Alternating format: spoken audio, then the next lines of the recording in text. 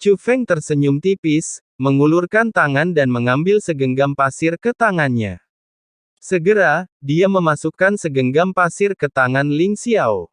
Lihat, sebenarnya ada petunjuk lengkap yang tersembunyi di pasir ini, kata Chu Feng. Pasir. Ling Xiao tiba-tiba menyadari bahwa Chu Feng tidak hanya segera mengambil pasir untuk diamati, tetapi Xiao Yuer juga mengambil segenggam pasir untuk diamati. Hanya saja dia tidak dapat memahaminya. Bagaimana segenggam pasir bisa memuat petunjuk lengkap tentang gurun ini? Melihat Ling Xiao begitu sulit dimengerti, Chu Feng melanjutkan. Mengamati situasi secara keseluruhan dan menggunakan bentang alam untuk menemukan petunjuk adalah cara observasi yang konvensional.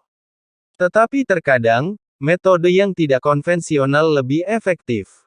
Bukankah kamu juga menemukan bahwa setiap butiran pasir di sini mengandung formasi? Karena formasinya terkandung, secara alami juga mengandung petunjuk, kata Chu Feng. Keterampilan observasi Anda baik-baik saja. Jika saya mengikuti metode observasi Anda, saya hanya dapat melihat apa yang Anda lihat. Jadi ada yang salah dengan metodemu, kata Chu Feng. Saat ini, Ling Qiao terdiam dan dengan cermat mengamati pasir di tangannya. Faktanya, dia sedikit terstimulasi. Cara yang sederhana, namun mematahkan ilmunya selama bertahun-tahun. Itu sangat sederhana sehingga menurutnya itu tidak mungkin.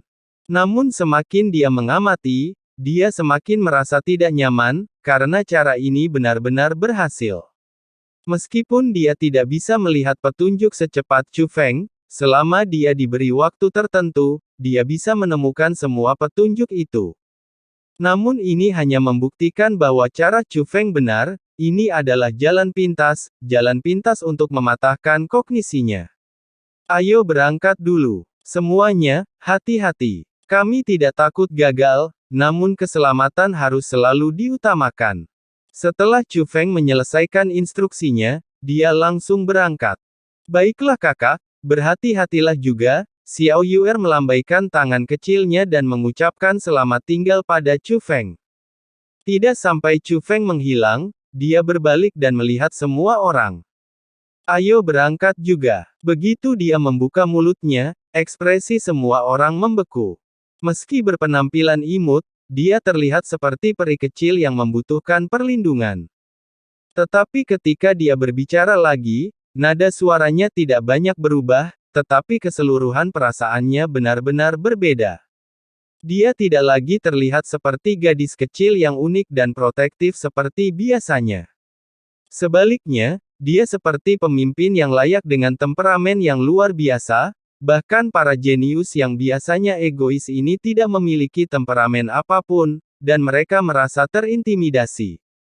Melihat ikan kecil seperti itu, semua orang merasa luar biasa dan mendapat pemahaman baru tentang ikan kecil itu.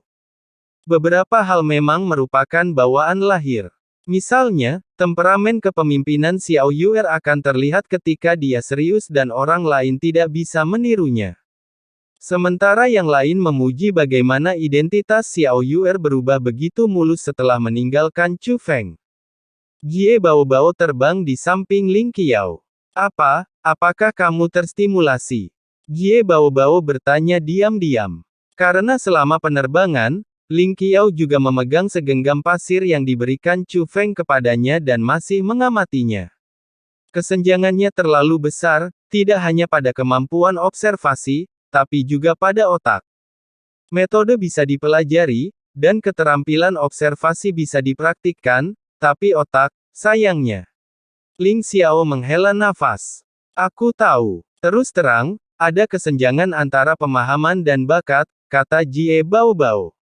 Aku tahu kesenjangannya, tapi bagaimana aku bisa mengatasinya? Hanya belajar dan berlatih sepertinya tidak berhasil, kata Ling Xiao. Itu tidak bisa ditebus, itu hanya akan menjadi semakin besar, kata Jie Baobao. Kamu mengatakannya terlalu belak-belakan, dan itu semakin menyakiti hatiku. Ling Xiao menghela nafas. Bukan apa-apa, orang yang tidak sebaik kita juga akan merasakan hal ini. Tetapi orang-orang berbeda, dan menjadi yang terkuat tidak hanya masuk akal. Ada banyak makna hidup, kata Jie Baobao. Kamu benar, tapi setelah mencapai titik ini, siapa yang tidak ingin menjadi yang terkuat? Desahan Ling Qiao sangat panjang, karena dia tahu bahwa Chu Feng ada di sana. Sebagai seorang spiritualis dunia, dia ditakdirkan untuk tidak bisa menjadi yang terkuat. Chu Feng terbang sendirian di gurun yang penuh dengan darah dan pasir, tapi tiba-tiba berhenti. Ke depan, masih ada gurun tak berujung tanpa apapun. Tapi Chu Feng tahu bahwa area di depan adalah wilayah reruntuhan yang dia tuju. Untuk memunculkan peninggalan ini diperlukan sarana dan waktu observasi. Namun, Chu Feng masih percaya pada Ling Qiao dan Jie Baobao. Kemampuan Ling Xiao dan Jie Baobao memang luar biasa. Belum lagi generasi sekarang yang unggul, mungkin tidak sedikit generasi tua yang lebih baik dari mereka. Metode mereka terkadang terlalu kaku. Dan di tempat seperti ini, selama mereka yakin, mereka bisa mengamati segalanya. Selain itu, ada Xiao Yuer yang mengikutinya, dan kemampuan observasi Xiao Yuer lebih kuat dari Ling Xiao dan Jie Baobao. Tidak lama kemudian, waktu yang disepakati tiba, dan Chu Feng langsung terbang melewatinya. Dia secara akurat mendarat di suatu posisi dan menjatuhkan formasi yang telah diatur sebelumnya. Kemudian dia mengubah beberapa posisi satu demi satu, dan juga membentuk formasi. Akhirnya, dia melompat tinggi ke langit dan menekan formula ajaib, Arise Start.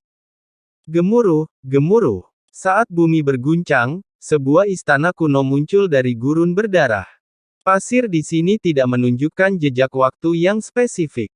Namun istana kuno ini bisa dilihat. Ini adalah sesuatu yang sudah ada sejak zaman kuno. Chu Feng memasuki istana dan segera menemukan metode untuk memecahkannya. Ia juga mengatur metode pemecahannya. Ketika waktu yang disepakati tiba, Chu Feng mengaktifkan formasi. Segera, aula kuno dipenuhi dengan cahaya terang, dan seberkas cahaya menembus angin dan pasir di langit, berubah menjadi cahaya menyilaukan yang melesat langsung ke langit yang jauh. Chu Feng keluar dari istana dan menemukan ada seberkas cahaya lain yang melesat tinggi ke langit dari kejauhan, yang kebetulan menyatu dengan berkas cahaya yang dipancarkan dari aula utama tempat Chu Feng berada. Artinya Xiao Yuer dan yang lainnya berhasil. Semuanya berjalan baik, tapi inilah yang diharapkan Chu Feng. Di sini, bagian tersulitnya adalah solusinya. Chu Feng telah mengetahui hal ini. Adapun prosesnya tidak sulit asalkan ada yang mau bekerja sama. Apalagi bagi mereka para top jenius era kekinian, selama caranya benar pada dasarnya tidak akan melakukan kesalahan. Jadi Chu Feng langsung berangkat dan terbang menuju reruntuhan ketiga. Chu Feng takut kehilangan detailnya. Meskipun dia terbang dengan cepat di sepanjang jalan, dia selalu menggunakan matanya untuk mengamati. Ketika Chu Feng hendak mencapai reruntuhan ketiga, dia melihat formasi tersembunyi bergerak cepat ke arahnya.